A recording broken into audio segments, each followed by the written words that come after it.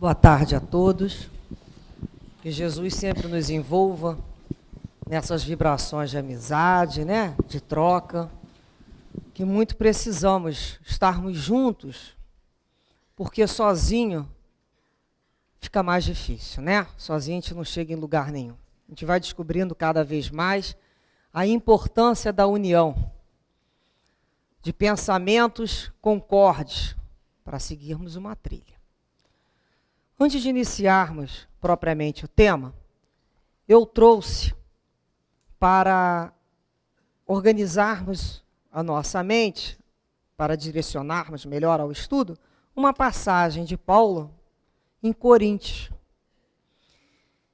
E Paulo diz assim: essas coisas lhes aconteceram para servir de exemplo e foram escritas para nossa instrução, nós que fomos atingidos pelo fim dos tempos.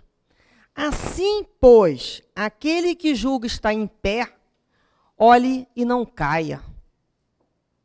As tentações que vos acometeram tiveram medida humana. Deus é fiel, não permitirá que sejais tentado acima das vossas forças, mas com a tentação, ele vos dará os meios de sair dela e a força para suportar. Reparemos bem, aquele que julga estar em pé, olhe e não caia. Olha que aviso de vigilância. Porque às vezes nós nos colocamos na posição de mestres da vida dos outros, não é assim? Para falar dos problemas. A gente se arvora como grande detentor de virtudes e de sabedoria sobre a vida alheia.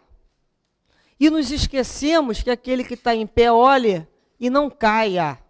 Porque nós estamos muito próximos mais do nosso passado do que nosso futuro.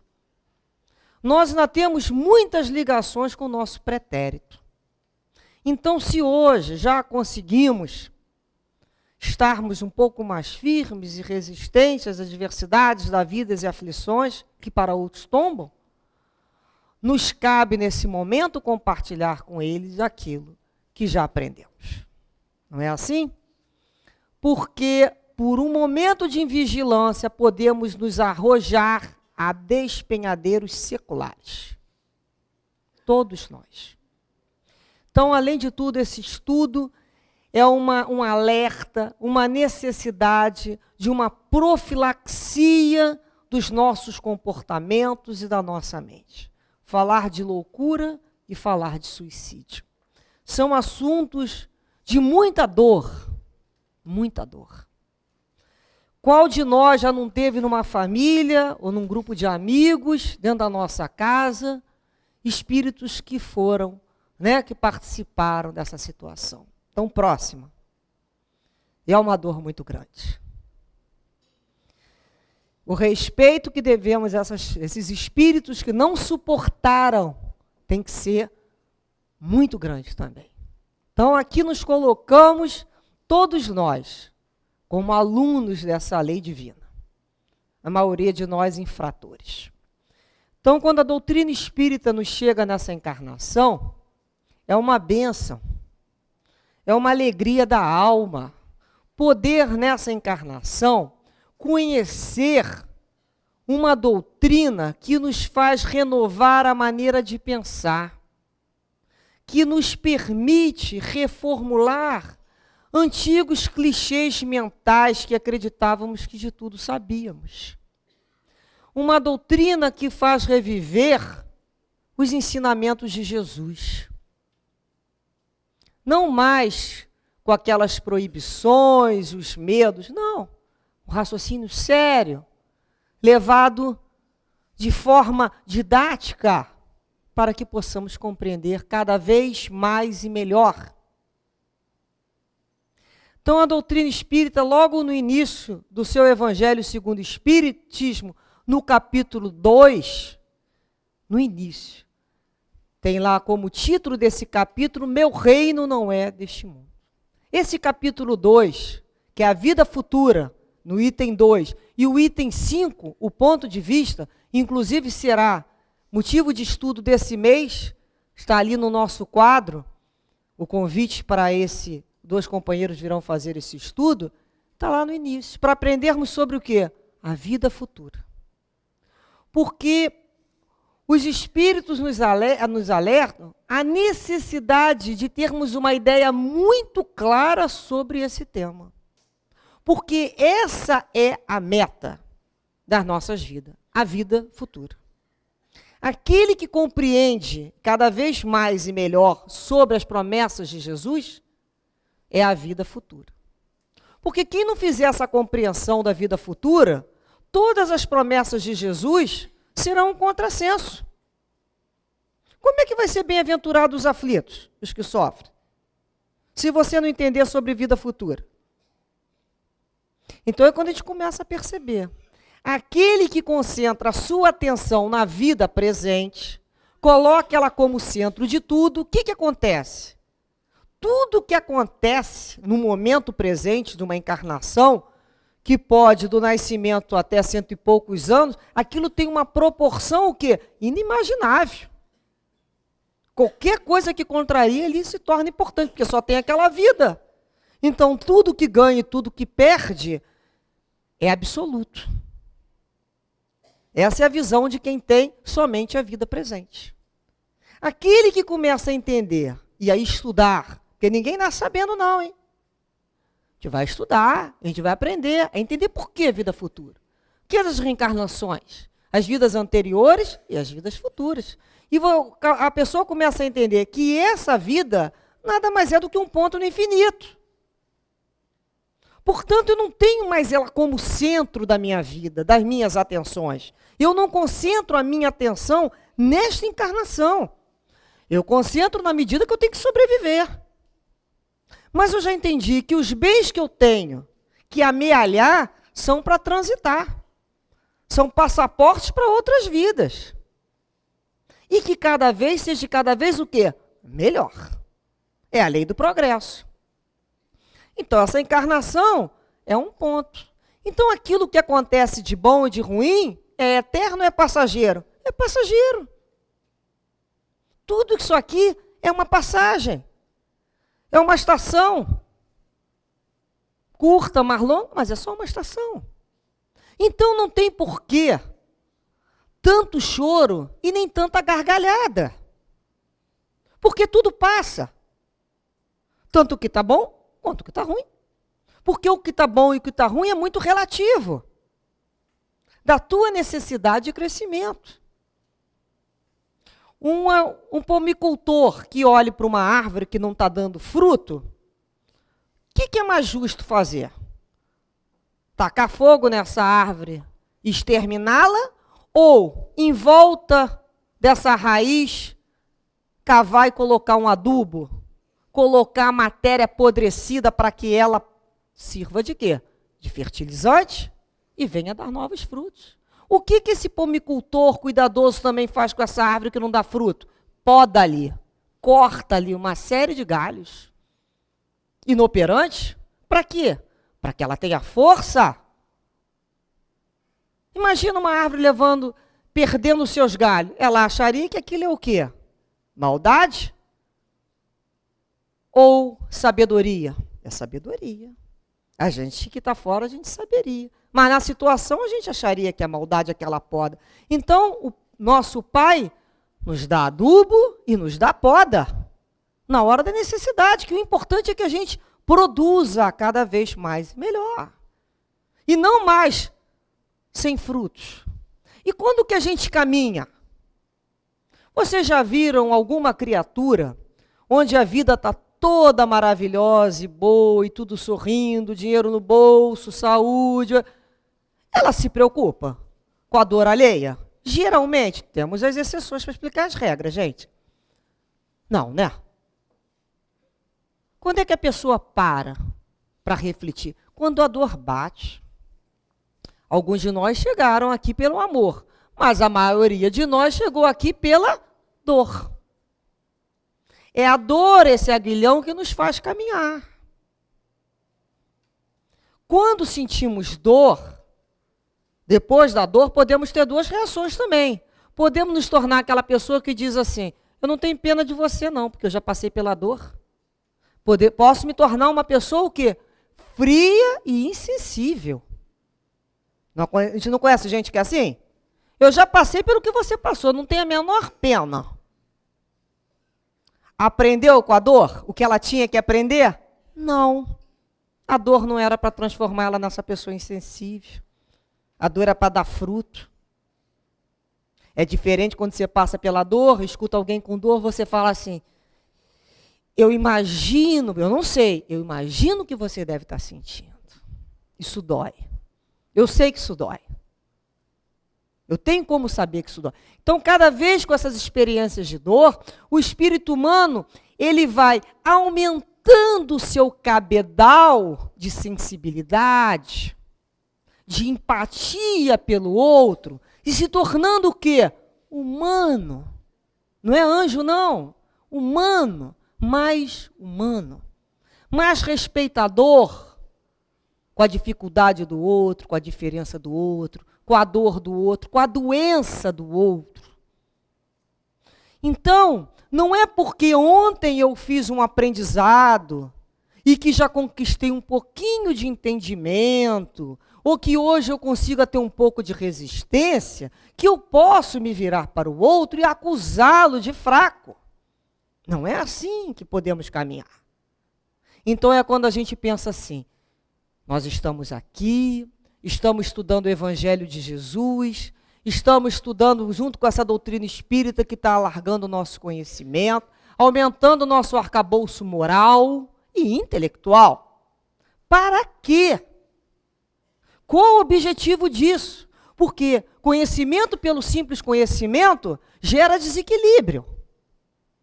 Para quê? Em que isso está fazendo a gente ser melhor com o outro? É isso que a gente tem que se perguntar sempre. O que a gente está fazendo? Então, aquele que está em pé, olhe e não caia. Se mantenha firme em vigilância. Então, nós começamos a perceber que as promessas de Jesus vão ser sempre em função de uma vida futura. Porém, nós, quando não temos a vigilância, quando não buscamos nesse conhecimento do Cristo e enfrentamos a adversidade da vida sozinhos, né? Muitas pessoas se colocam sozinhas, elas não querem ajuda, elas não querem acreditar em nada, elas querem sozinhas. O que acontece na maioria das vezes? Esse choque com a adversidade se torna muito maior. Uma comoção dessa, diante de uma adversidade muito séria, se não bem suportada, pode ocasionar o quê? A loucura e o pensamento do suicídio. São dois fatores. Por isso dizemos que a resignação e a calma são processos de sustentação para enfrentarmos a vida. Vejamos bem, é quando a gente fala para a criatura, muita calma nessa hora, não é o que a gente fala? Muita calma nessa hora. Porque o nosso lado instintivo ainda é imediatista. Lembra da gente lá na época da caverna? Quero comer, pega um pau, mata um bicho e come.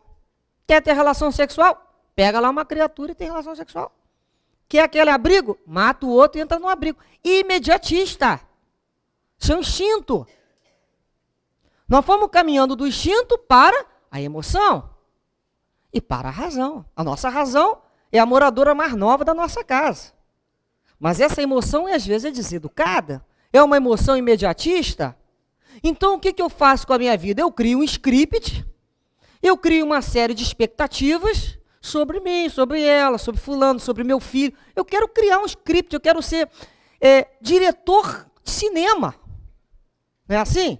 E crio as falas das pessoas, como é que elas vão ser e deixar de ser. E não vai funcionar. A vida não mostra pra gente que não vai funcionar. Só que quando não funciona, uns conseguem entender, outros não. Então, nós criamos aquele script, vai ser assim a minha vida, eu vou me formar nisso, eu vou ter uma relação X com fulano, eu vou ter não sei quantos filhos, eu vou... E vou. É proibido fazer isso? Não, é saudável. Não é saudável, a gente tem que ter na vida o que eu quero. Mas peraí, entre o que eu quero e o que é a minha vida, tem uma diferença. Tem uma programação divina, não tem? E se aquilo que eu estou programando não bate com a programação divina? Como é que eu reajo? É a hora que a gente começa a entender. Essa minha vida não está, eu posso falar, não, eu estou inadaptado à vida. Não tem pessoa que fica inadaptada à vida? Ela não aceita. Nós poderíamos chamar, está lá no Livro dos Espíritos, no capítulo 9, ele diz o seguinte, que a obediência é o consentimento da razão. E a resignação é o consentimento do coração. E a gente sabe que uma pessoa orgulhosa e egoísta nunca vai poder ser o quê? Resignado. Né? Não vai poder obedecer. Não consegue. Você não consegue trabalhar o raciocínio dela. Porque tem hora que você fala, eu tenho vontade. O meu emocional, o meu imediatismo quer essa situação na minha vida. Mas não consigo. O que eu faço? Então a gente vai lembrar lá daquela oração da serenidade, não é? Dai-me coragem para modificar as coisas que eu posso modificar. Tem coisas que eu posso modificar. Eu quero modificar minha vida nesse setor. Então eu vou trabalhar nesse setor. Isso é ótimo, isso é saudável. Eu já aprendi a querer o que é bom, eu estou me encaminhando para isso. Mas tem coisas que eu não consigo o quê? Modificar. Coragem para modificar as que eu posso e serenidade para aceitar as que eu não posso mudar. E o que mais? Sabedoria para discernir uma coisa da outra. Porque senão vão ser aquelas criaturas que ficam tentando mudar aquilo que não pode ser mudado. Nesse momento, não. Pode até que mude futuramente, mas nesse momento, não. Então, são as provas da vida, são as aflições que cada um vai ter que passar. Então, se nós sofremos de dor moral, dependendo da nossa dor moral, é aquele setor que está sendo trabalhado. As nossas dores físicas representam as nossas mazelas físicas, plantadas quando? Se não hoje, nessa encarnação, ou anteriormente. Então não tem engano. Porque se nós conseguirmos entender que nada acontece fora da lei de Deus, se eu estou aqui e digo que acredito em Deus, logo acredito que tudo está dentro da lei de Deus. E que tudo está dentro da lei de Deus, inclusive a minha aflição. Então não tem injustiça. Então quando eu vejo a vida de fulano ou a minha vida, é justo. Eu não compreendo. Isso eu posso falar. Senhor, eu não consigo compreender. Ajude-me a entender a sua vontade na minha vida. Porque a tua vontade é sábia e a minha não é. Então, essa é uma concepção de fé. É quando você começa a buscar a ter fé. A confiança, renovar a tua visão de Deus. Porque senão começa a ficar um contrassenso. Eu acredito em Deus, mas o que acontece na minha vida é injustiça. Poxa, se acontece na tua vida uma injustiça, logo, Deus é o quê? É injusto, porque tudo que acontece está dentro da lei de Deus. Eu acredito em Jesus. Ah, mas esse negócio da vida é só agora, eu vou aproveitar agora mesmo. Então está tendo um contrassenso. Então a gente tem que começar a aprender a ser honesto com a gente mesmo. O que realmente eu acredito? Porque senão a gente vai viver em conflito. As nossas dores são por falta de fé. Não é quando a gente fala assim para um filho, vai com Deus, meu filho, e não dorme enquanto não chegar? O que é isso? Ah, eu acredito em Deus sim, mas eu estou rezando, ela não pode morrer. Fulano não pode morrer de maneira nenhuma. Por quê? Ah, não, morreu. Ué, você não é espírita? Você não está trabalhando a vida futura? Que dificuldade está sendo essa? Então é quando a gente é honesto com a gente mesmo. A gente começa a estudar aquilo que a gente está com dificuldade. Não é, aqui não tem padre para ninguém se confessar. É você, com a minha consciência mesmo. Eu tenho dificuldade nesse assunto. Olha só como é que a minha dor é por falta de fé ainda. Eu falo que eu tenho fé, mas não me entrego a Deus. Eu não me entrego. Eu me seguro. Por que eu sofro tanto? Por que a gente sofre? Porque a gente quer controlar tudo. Eu entrego a Deus, mas eu estou tomando conta disso, estou tomando conta daquilo outro, e se o remédio não funcionar, nós vivemos numa verdadeira sociedade de cobranças e de pressões. Então é quando a gente começa a entender, eu tenho que viver a vida presente, cuidar da vida presente, mas sem ansiedade, sem o medo. É quando a gente começa a ter mais confiança. Ué, isso aconteceu na minha vida? Peraí. Aí a gente começa a raciocinar assim. Qual a parte que me cabe aqui para fazer? Então, vamos lá. Tenho uma doença X. Fui ao médico? Fui. Fui a outro médico? Tem que ir a outro médico, não tem? Tem. Fulano pediu o exame. Fez o exame? Tem que fazer exame. Vim para a casa espírita, entrei na prece, estou fazendo meus passos, estou fazendo a minha parte. Eu tenho que procurar, que mais que eu posso fazer? Tem mais alguma coisa que eu possa fazer? Eu começo a raciocinar, já fiz isso, agora eu vou procurar me falaram que tem um especialista bom não sei aonde, pô, não tem dinheiro, vou lá ver se ele consegue me fazer uma consulta por caridade, o máximo que eu vou levar é um não. Tudo que eu podia fazer, eu fiz. Venci o orgulho, venci distância, fiz. Espera aí, agora, o que vai acontecer depois disso? Entrego na mão de Deus. Entrego na mão de Deus. Eu não tenho como controlar isso. E eu não tenho como ficar imaginando e sofrendo, porque o que vai levar essa não resignação pela vontade de Deus é que vai nos gerar a doença. É o sentimento de resignação, de falar, Senhor, eu fiz a minha parte. Entrego-me a Ti e resigno, porque a Tua vontade é sábia. A minha vontade não é caprichosa. Qual é a minha vontade? Manter a terra, manter o que eu imaginei de beleza, de saúde, de vida financeira, de vida social. São as minhas concepções de realidade. E sofro por outras concepções de realidade. É só uma concepção. Porque o que me fez sofrer ontem, já não me faz sofrer hoje. E o que me faz sofrer hoje, não me faz sofrer amanhã. E o que mudou, se não foi a minha concepção de realidade? O que é a realidade? Outro dia eu vi uma história muito interessante, que colocaram um elefante, não preciso falar que ele é bem grande, né? Para 6 cegos dizerem o que eles estavam vendo, desculpa a expressão, sentindo. E cada cego falou uma coisa. Um cego começou lá pelas patas do elefante, botou a mão, começou a palpar e falou, nossa, isso aqui é uma árvore. Que casca grossa que tem essa árvore. Estava lá na pata do elefante. O outro cego que estava lá no ponto, na ponta do elefante, segurando o rabo do bicho, falou, que nada, rapaz, isso aqui é uma corda. Isso é uma corda. O outro ficou de frente para a presa do elefante, botou a mão e falou, isso aqui é uma lança, nem a corda, nem a árvore. E o outro segurou as orelhas e falou, vocês estão errados, isso aqui é um abanador. Qual deles estava com a razão? Se eles se reunirem, eles começam a montar um elefante. São percepções de quê? De uma realidade. E a gente acha que sabe. Por um pedaço a gente sabe que viu tudo. Não vimos. Então, como nossa percepção da realidade se encontra?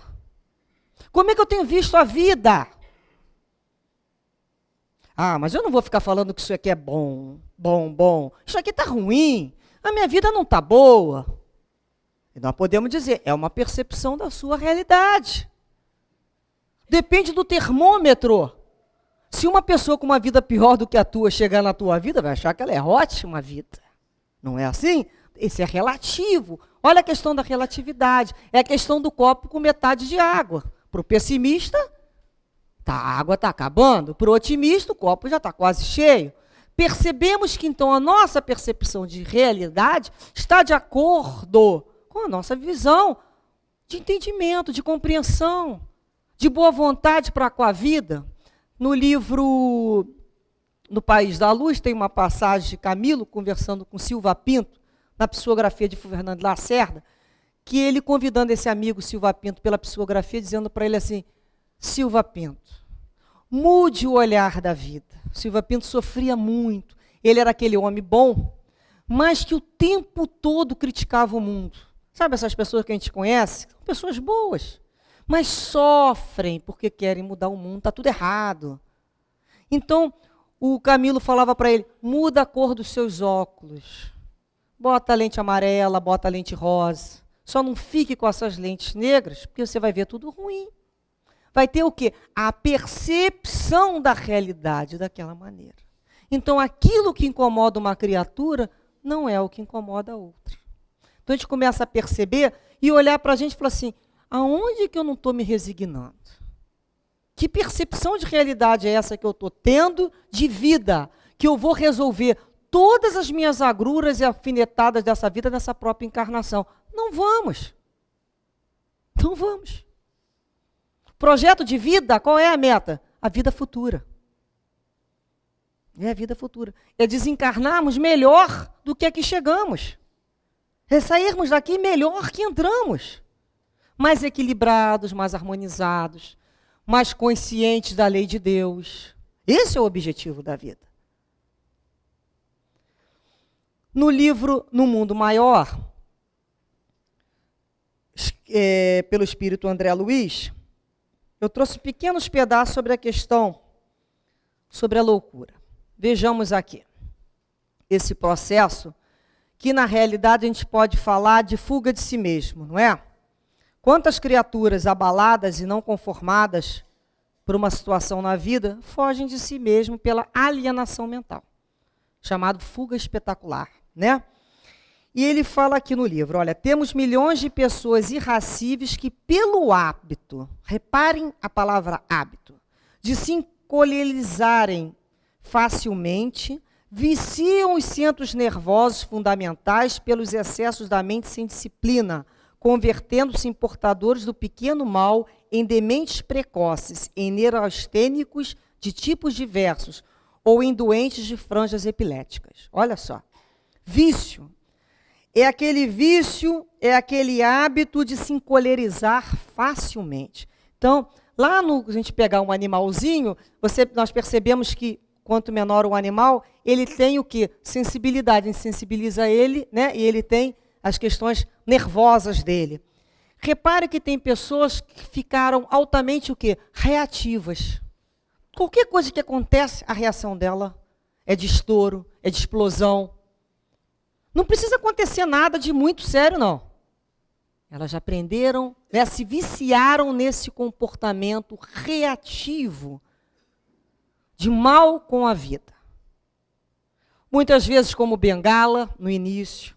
Muitas vezes por fazer um tipo que estão copiando de alguém que viram numa novela, num filme. Eu já ouvi casos assim. Manter aquela fama de mal, de sério, né? Então ficam senho fechado sempre, falam a verdade, mas de uma forma ainda muito dura para o outro. E assim vão, se tornando cada vez mais irritável. Tudo irrita aquela pessoa, o barulho irrita aquela pessoa, a alegria começa a irritar, porque ela a irritabilidade dela vai aumentando, porque ela viciou naquele comportamento. Mais adiante ele fala assim, olha só, gente. Excetuados os casos puramente orgânicos, o louco é alguém que procurou forçar a libertação do aprendizado terrestre por indisciplina ou ignorância. Temos nesse domínio um gênero de suicídio, habilmente dissimulado, a autoeliminação da harmonia mental pela inconformação da alma nos quadros de luta que a existência humana apresenta. Diante da dor, do obstáculo, da morte, milhares de pessoas capitulam, entregando-se sem resistência à perturbação destruidora. A princípio, repare bem, são meros descontentes e desesperados, que passam despercebidos, mesmo aqueles que os acompanham de mais perto. Pouco a pouco, no entanto, transformam-se em doentes mentais de variadas gradações de cura quase impossível. Imperceptíveis são frutos da desobediência que começam por arruinar o patrimônio fisiológico. Olha só. Como é que é a gênese da loucura?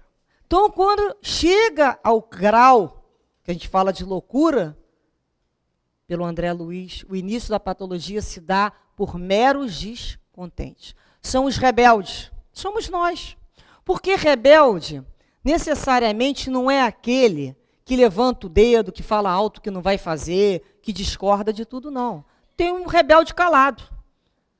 Ele que fica olhando para você e diz assim, não vou fazer mesmo, não aceito. Não é? Calado, quietinho, ele está rebelde dentro dele. Ele é impermeável. Que são criaturas impermeáveis. Vai precisar ainda de muita dor para poder movimentar. Então é quando a gente começa a perceber assim, olha como um vício da impaciência com o outro, da intolerância com o outro, vai gerando uma doença de tão longo curso. Quantas pessoas desencarnam agora por uma crise nervosa, na hora de um aborrecimento com alguém?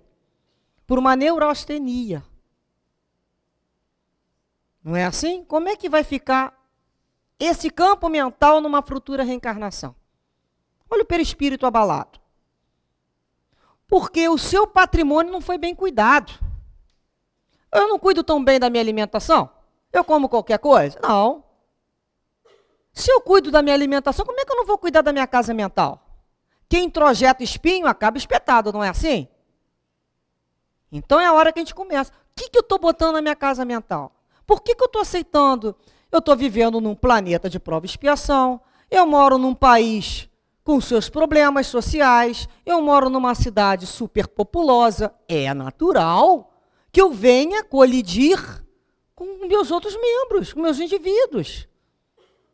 Nós vamos ter lutas por espaço, por opinião, é isso. Já sabemos disso, já vivemos outras vidas, gente. Ou a gente se mantém nesse espírito de competição, ou entra no espírito de cooperação. Se entrarmos em tudo que é guerra, em todas as disputas territoriais, nós vamos começar realmente a nos equiparar aos nossos irmãos menores, os animais, que estão disputando território. Então é a hora que a gente começa a aceitar o que o outro está fazendo.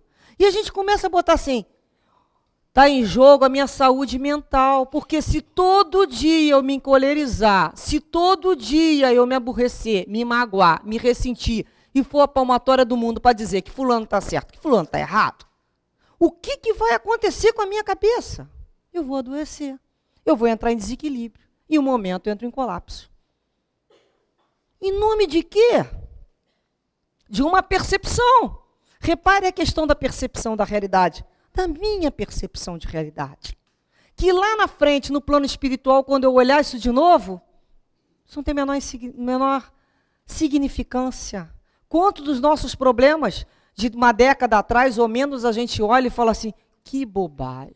Não foi? Não é o que a gente fala? Que bobagem aquele aborrecimento que eu tive por causa disso. Que bobagem aquela situação. Eu podia ter levado isso de uma outra maneira. Se eu tivesse mais o quê? Calma. Chico Xavier fala que a gente precisa aprender a esperar com calma. A gente espera sem calma. Aprender a esperar com calma. Esperar o tempo do outro, esperar a vida, esperar o movimento natural de progresso. Então é quando a gente começa também a esperar, né, a nós mesmos. A gente fala assim, hoje está difícil, mas vamos melhorar. Então uma criatura que se vê descontente com a vida dela, com um problema muito sério de saúde ou de perda de um ente muito querido, se ela acredita que tudo se resume a essa vida, qual vai ser o raciocínio lógico dela? Para que eu vou esperar mais tempo de sofrimento? Não é isso? É um raciocínio lógico, como Kardec está falando. Essa pessoa concentra toda a sua atenção para os problemas de hoje. Se ela não está sendo atendida, se ela está desapontada com a vida, está inadaptada com a vida, o que ela acha mais lógico? Se a vida é uma só, eu vou encurtar essa história. É onde entra-se a questão. Ou de capitular através da loucura, que é a autoeliminação de uma maneira, ou através do suicídio. E nós sabemos que essa ideia, né, infelizmente, ainda graça a nossas sociedades. O que acontece com o suicídio? A falta de coragem moral, em primeiro lugar. Isso é uma covardia moral. Porque todos nós recebemos da vida 1000 picadinhas de alfinetes, não são assim? Tem momentos que a gente fala assim, nossa, é muita coisa junto. Às vezes são coisas pequenininhas, Se a gente contar para os outros vão falar, mas que bobagem, mas multiplica isso por 1000. Esse outro não fala isso? Multiplica isso por 1000. Todos nós passamos pela nossa série de picadinhas. É a hora que a gente fala assim, muita calma nessa hora. Porque sozinho não se chega a lugar nenhum. Então é a hora que a criatura tem que pensar assim, o que eu vou buscar para resolver essa situação de dor, de perda, descontentamento? É aquele momento que a gente fala assim, eu não estou dando conta. Não tem gente que fala, não estou dando conta. A dor está muito grande. Procura-se um médico, o médico é incapaz de te dar um remédio que às vezes te pare uma dor, tanto física quanto moral. Ele é limitado. Podemos procurar um amigo, podemos procurar um psicólogo, podemos.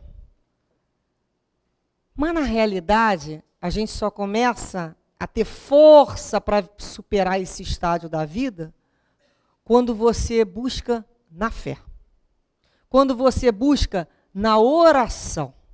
Porque a oração, ela eleva as nossas emoções, eleva o nosso sentimento, eleva as nossas vibrações, mas que se aproximam de quem? Desses espíritos superiores. É como se eles estivessem com a mão assim, pertinho da gente. Levanta a mão que eu te carrego. Mas tem que levantar a mão. Mas tem que pedir. Mas temos que ter pelo menos o ato de humildade e dizer, Senhor, dai-me força para suportar esse momento de provação. Porque eu sei que passa. É uma fase. Estou sendo provado na minha dificuldade. Para que eu aprenda a ter mais resistência nessa situação. Ou para que eu tenha mais resistência, para que mais tarde eu vou ter uma prova que eu necessito desse conhecimento. Eu terei um amor na minha vida, na minha família, que precisará do meu testemunho sobre esse assunto. Eu preciso ter vivenciado isso para melhor disso falar. Como poderemos ensinar se não tivéssemos vivenciado? Jesus foi um mestre que passou por todas as situações. Por isso ele sabia tão bem e sabe tão bem nos elucidar e nos encaminhar. Então, às vezes, a gente passa por situações de muita dor, de muita angústia, e é a hora que a gente vai buscar, não tem remédio. Mas existe o maior remédio de uma alma sofrida, é o Evangelho. É o Evangelho que está à nossa disposição. É a hora que a gente abre, né? No capítulo 6 do Evangelho, Cristo Consolador. Vinde a mim, todos vós que estáis sofridos, sobrecarregados, que eu vos aliviarei. Vamos buscar nessa palavra nos consolar. Vamos aprender a ler o Evangelho com o coração. Vamos permitir que na leitura a gente visualize Jesus naquele momento nos abraçando e nos sustentando durante aquele momento difícil de travessia. Porque o suicídio, a única coisa que se consegue com o suicídio é um grande desapontamento. Nós, como espíritas, temos o importante para resistir a esse pensamento, que são os relatos dos próprios suicidas. Não nos faltam livros com esses relatos. Temos no livro Céu e Inferno, relato dos suicidas contando como é que foi, como é que é a vida deles. Nós temos um livro magistral chamado Memórias de um Suicida, da doutora Ivone Pereira, que nos fala. Então, às vezes, e aqui no Evangelho está falando que uma dúvida pode levar ao suicídio, né? Pessoas materialistas que não acreditam em nada são fomentadas hoje pelo suicídio. Porque a sociedade é uma sociedade materialista. Hoje em dia, se você fala em religião, a pessoa olha para você, às vezes, até com desprezo. E eles te oferecem o quê? O nada. Nós temos lá no Memória a experiência do Berlamino Queiroz de Souza, um doutor de vários cursos numa universidade, um poliglota, mas ele era discípulo de Augusto Comte, positivista, e ele, quando contraiu tuberculose, ele olhou para a mãe dele, e ela também era discípula de Comte, e ele falou assim, não tem nada do outro lado mesmo, eu vou abreviar a dor.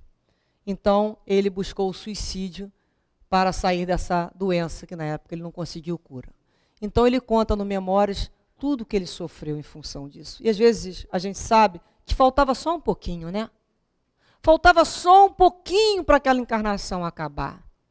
Quem somos nós para dizer que aqueles minutos de agonia não seria o restante que faltava? É a história daquele camarada que carregava uma cruz, a cruz dele estava muito grande e ele achou que estava muito pesada. Ele falou, quer saber? Vou pegar um serrote e vou dar uma diminuída nisso aqui. Ele diminuiu a cruz dele. Aí teve uma hora quando ele tinha que passar para o paraíso, falaram para ele, bota a tua cruz e atravessa de um morro para o outro. Quando ele botava a cruz caía. Por quê? Foi o pedacinho que ele cortou. Esses pedaços que a gente corta são os pedaços essenciais para a gente passar de um plano para o outro. De um conhecimento para o outro. Quem somos nós para avaliar o que importa ou não importa na nossa vida? Então é quando a gente fala assim, qual o desapontamento de um suicídio? Então, se nós pegarmos no livro, nós vamos ver a dor desses espíritos e vamos lembrar, né, que a impaciência precipita. Impaciência faz processo de precipitação e precipitação gera violência. Redunda sempre em violência, precipitação. Então a gente começa a pensar assim, poxa, nós temos ao nosso, para nos ajudar, tanto conhecimento. Nós temos que falar mais de Deus. Nós temos que chegar na nossa sociedade, conversarmos de Deus mesmo. Nós não temos que ter vergonha, não. Nós temos que falar mais de Deus. Porque a gente pensa que o outro sabe tudo, o outro é doutor, é medalhão, tem lá uma cara de que... Mas é frágil. Aquilo é só capa.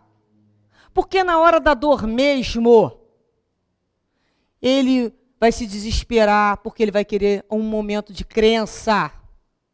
Porque nós sabemos na hora da nossa dor, quando a gente senta lá na nossa gruta, que é o nosso quarto, e a gente abaixa a cabeça e fala, meu Deus, eu não sei como eu vou suportar. Aquilo vem uma força que a gente fala, não sei de onde veio, sei sim, veio de Deus. Aquela força que nos revigora, que nos dá mais bom ânimo, que a nossa percepção de realidade muda, e aquilo que era difícil se torna possível, e de possível se torna até mais fácil, e mais tarde a gente vai falar, poxa, mas era só isso. Não é assim que vai mudando a nossa percepção de realidade? E esses instrutores espirituais estão aqui para nos ajudar. Dona Ivone conta no livro Da Luz do Consolador, uma passagem, que ela esteve numa casa num subúrbio do Rio, e num casebre muito simples tinha uma mulher muito maltratada, e essa mulher estava aleijada, sem poder se movimentar, com uma criança de uns 7 anos também aleijada. E ela conversando descobriu a causa. Essa mulher tinha casado numa segunda núpcia com um operário, e ele trazia desse primeiro casamento um filho de, na época, 5 anos de idade. E eles tiveram uma outra filha. E viviam de uma vida muito apertada, muito difícil, como é a vida de todo trabalhador mais simples. E ele uma vez pediu para ela que cuidasse mais das economias e que diminuísse os gastos, porque estava ficando difícil. Ela ficou inconformada, ela ficou rebelde ao que ele falou. Ela não se conformou. E no momento de rebeldia, no momento de invigilância, olha, reparem bem, em um momento, não precisa doer não, rebeldia, invigilância, orgulho ferido, vaidade, porque ele foi falar uma coisa que ela não gostou. Ela pegou as 2 crianças e foi para a linha férrea se jogar em frente do trem. Por isso. Uma criança, o trem passou e levou, e ela e o filho dele, que era do primeiro casamento, não morreram, mas ficaram sem as pernas, completamente aleijados. Então, ele foi embora, abandonou ela com o filho, e a Dona Ivone comenta, né, e ela fala assim, resultado, a criança de 2 anos, filha do segundo casamento, foi esmagada pelo comboio. A criança de 5 anos, filha do primeiro matrimônio, não morreu, mas ficou inválida. E a mulher teve as 2 pernas amputadas sem conseguir o trágico fim que desejava. O marido foi embora, abandonou, nunca mais dando notícia. E o saldo do terrível gesto de cólera e impaciência, aí está. Olha o saldo. A grave responsabilidade da morte do filho pequeninho, a invalidez do outro, a sua invalidez e todos os agravos dolorosos daí derivado para si mesmo e para o filho, inclusive o remorso do próprio crime perante as leis de Deus. O suicídio não é uma lei, assim como não o são a revolta, a cólera e a impaciência. Essa mulher, portanto, não trouxe de vidas passadas, ao reencarnar, seu trágico destino. Trouxe, sim, a prova da paciência e da resignação na pobreza. O seu lamentável destino foi criação dela, falindo no testemunho que deveria dar. Olha a responsabilidade. Então é quando a gente pensa assim, momento de invigilância. É aquele momento que a gente fala assim, eu fiz tudo o que eu podia fazer para melhorar essa situação? Fiz. Então agora é a hora de entregar na mão de Deus. E entender que a morte não é o fim de nada. A morte é uma porta que se abre para o futuro. Para um futuro cada vez melhor. E quando nos colocarmos e pensarmos que a vida pode estar sendo injusta, e até... Temos mais uns minutinhos? Às vezes a gente fala assim, até quando que o outro vai me perturbar, ou que essa doença vai me acometer? A gente pergunta, mas até quando eu tenho que aturar isso tudo? Não é? Olha que interessante. Em João, capítulo 19 do Evangelho, tem uma passagem que o evangelista conta de Jesus conversando com Pilatos. Pilatos disse a Jesus, não me falas a mim? Não sabes tu que tenho poder para te crucificar e tenho poder para te soltar? Olha o poder de Pilatos, não é?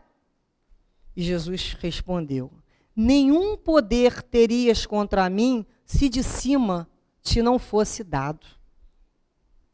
Nenhum poder teria contra mim se de cima não te fosse dado. Nenhum poder é dado a ninguém contra a gente se não for dado de cima. Então, olha a confiança no Pai. E Jesus, quando fala em Mateus sobre os apóstolos, a sua missão, ele fala, eis que vos envio como ovelhas ao meio de lobos. Portanto, sede prudentes como a serpente e simples como as pombas. E ele ainda fala mais. Se chamaram Belzebu ao pai de família, quanto mais aos seus domésticos. Portanto, não temais, porque nada é encoberto que não haja de revelar-se, nem oculto que não haja de saber-se. O que vos digo em trevas, dizei-o em luz, e o que escutai ao ouvido, pregai-o sobre os telhados. E não temais os que matam o corpo e não podem matar a alma. Temei antes aquele que pode fazer perecer no inferno a alma. Não se vendem 2 passarinhos por um ceitio? E nenhum deles cairá em terra sem a vontade do vosso Pai. E até mesmo os cabelos da vossa cabeça estão todos contados. Não temais, pois mais valeis vós do que muitos passarinhos. Então Jesus, nessas promessas, o tempo todo, ele nos mostra o amor de Deus com cada um de nós. Ninguém foi abandonado, ninguém será esquecido e nem perdido. Porque Jesus conhecia as suas ovelhas, conhece as ovelhas pelo nome. Ele assim falou com o Pai. Eu conheço as minhas ovelhas pelo nome. Trarei todas a meu redil. Ele nos atrai a todos com seu amor. Portanto, fomos colocados às vezes como ovelhas em meio de lobos, em situações difíceis. Sejamos prudentes, muito prudentes. Sejamos vigilantes. E se, apesar de tudo, acontecer as contrariedades, digamos assim, não cai um cabelo da minha cabeça sem a permissão do meu Pai. E nada de mal me acontece que não venha da vontade do Pai. Confio ao Pai, entrego-me ao Pai, espero no Pai futuro e dias melhores. E durmo em paz, como um aluno que fez o seu dever de casa, se preparou para a prova, com a sua consciência tranquila e ali se entregou. não com rebeldia, não de má vontade, não com impaciência, não com orgulho, não, com humildade, com vontade de aprender com a vida o que ela tem de melhor para ensinar. Que Jesus, assim, nos renove em nossos corações sempre a calma, a tranquilidade para as horas de tribulações, para aqueles momentos mais difíceis, quando as ideias estapafúrdias nos assaltarem, nos colocarmos em vigilância e falarmos assim: não foi isso que Jesus me ensinou. Jesus me ensinou a ter fé, a ter coragem, a ser fiel a Deus, não só nos momentos de sol, não só nos momentos bons, mas nos momentos de vento, nos momentos de sombra, nos momentos de tempestade.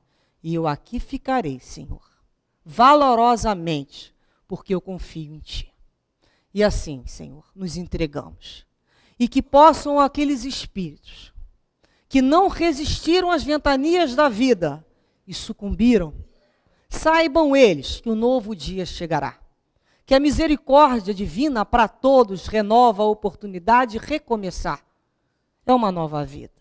Que esses espíritos, que certamente muitos aqui presentes se encontram, que saibam que recebem de nós todas as vibrações de carinho, de respeito pelas suas vidas, pelas suas dores. Que confiamos todos nós, uns nos outros, que juntos seremos cada vez mais fortes. Que Deus nos abençoe hoje e sempre. Graças a Deus.